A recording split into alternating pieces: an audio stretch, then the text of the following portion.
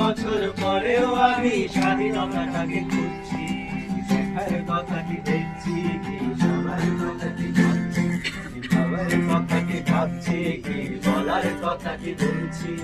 30 বছর পরেও আমি স্বাধীনতাটাকে খুঁজছি।